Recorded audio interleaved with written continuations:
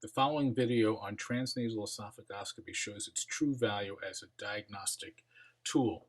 The advantages are that it's office-based, well tolerated, there's no downtime, it gives us a quick answer, has excellent visualization, and no radiation is required. This patient is a 60-year-old female smoker who has a throat discomfort post-nasal drip with a negative ENT exam except for ectasia and edema of the vocal cords. She has no history of antibiotic or steroid usage. Reflux medications were a benefit for the past 3 weeks.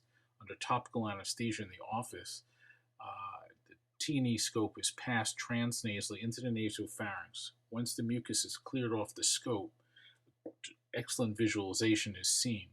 The larynx is seen with mobile vocal cords with mild ectasia and edema. The scope is placed in the postcricoid area and passed through the cervical esophagus into the mid and distal esophagus. Here we see areas of white raised lesions consistent with esophagitis from Candida. In the distal esophagus, we see areas of reflux, mucus, and secretions.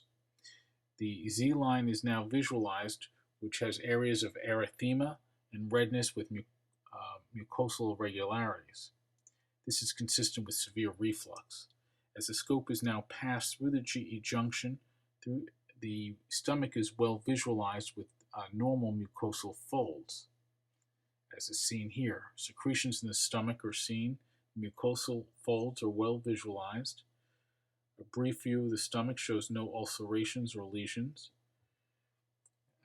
As the scope is placed into a retroflex position to look back up at the GE junction, this is the area that is most commonly where esophageal and stomach carcinomas originate from. The scope is now seen at 6 o'clock in a retroflex manner back from the stomach side. The mucosal folds appear normal. The scope is well visualized in the retroflex position. As the scope is now removed from this position, the scope is withdrawn from the distal esophagus. Again, the same findings were seen with mucosal evidence of esophagitis. There are no tumors or lesions.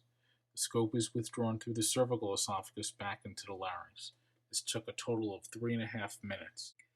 The value of TNE is seen here as the appropriate treatment could not have been initiated without the appropriate diagnosis of Candida esophagitis.